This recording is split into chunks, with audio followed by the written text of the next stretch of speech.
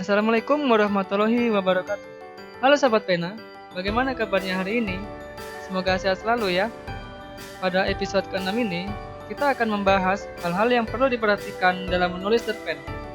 Tapi sebelum lanjut, jangan lupa tekan tombol like, subscribe, dan tombol loncengnya ya, supaya kamu tidak ketinggalan video terbaru dari kami.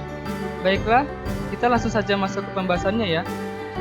Yang pertama, kamu harus tahu dulu nih, apa itu cerpen. Nah, cerita pendek atau yang biasa disebut cerpen merupakan salah satu karya sastra berbentuk prosa, berisikan karangan naratif fiktif yang dapat selesai dengan sekali baca. Jumlah kata di dalam cerpen relatif sedikit, dengan maksimal 10.000 kata atau kurang dari 10 halaman. Isi cerpen umumnya hanya mengisahkan satu permasalahan yang dialami oleh satu tokoh pada situasi tertentu yang penuh konflik, peristiwa, dan pengalaman. Yang kedua, ada struktur cerpen. Struktur cerpen merupakan langkah-langkah ataupun tahap-tahap yang membentuk narasi kisah di dalam cerpen. Yang pertama ada abstrak.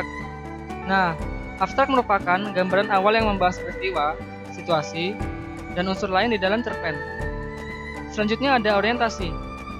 Orientasi merupakan pengenalan setting dan latar cerita yang baik dari segi waktu, tempat maupun suasana.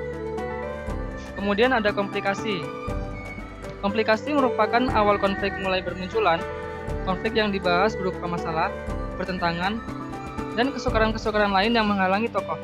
Lalu, ada namanya pencapaian konflik atau rising action. Pencapaian konflik ini berhubungan dengan berbagai masalah yang terjadi, peristiwa yang menantang, perbedaan pendapat, dan kesukaran yang terus berkembang dan hampir mencapai puncaknya. Nah, selanjutnya ada namanya puncak konflik atau turning point.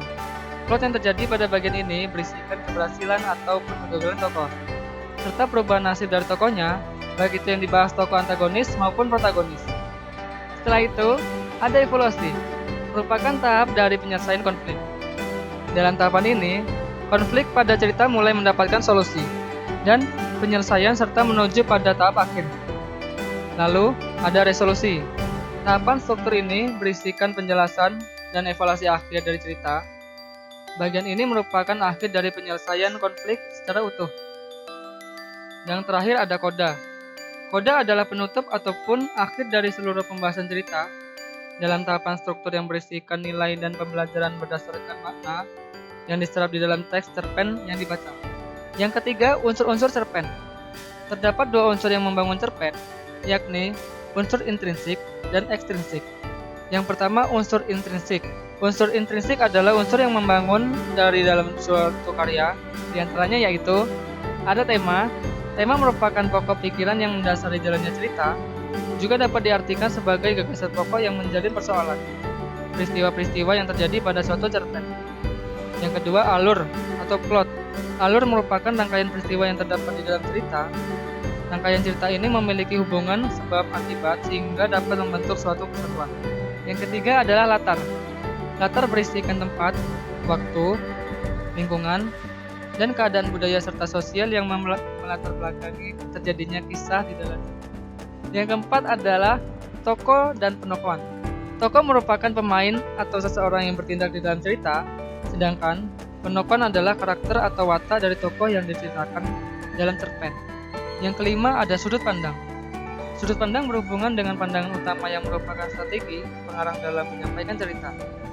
Yang keenam adalah gaya bahasa.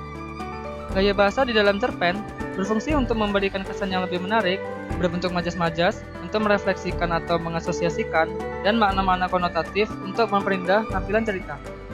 Selanjutnya adalah amanat. Amanat merupakan pesan moral maupun ajaran positif yang disampaikan penulis kepada pembaca. Pesan moral ini biasanya tidak dituliskan secara langsung, melainkan tersirat di dalam pemaknaan cerita yang dapat disimpulkan oleh pembaca itu sendiri. Yang kedua ada unsur ekstrinsik yang meliputi latar belakang penulis. Ada riwayat hidup penulis yang berisikan biografi secara keseluruhan, kondisi psikologis yang berisikan motivasi dan minat seorang penulis, aliran sastra penulis yang berhubungan terhadap gaya penulisan, dan genre yang akan diangkat ke dalam cerpen yang ia buat. Ada juga nilai atau norma yang melatar belakangi dibuatnya cerita pendek itu. Nilai agama, nilai sosial, nilai moral, dan nilai budaya. Nah, sahabat pena, Demikianlah pembahasan mengenai hal-hal yang perlu kamu perhatikan ketika menulis cerpen. Dan sekarang kamu bisa mencobanya. Baiklah, terima kasih sudah menonton video ini. Apabila bermanfaat, silakan di-share ke teman-temannya ya. Wassalamualaikum warahmatullahi wabarakatuh.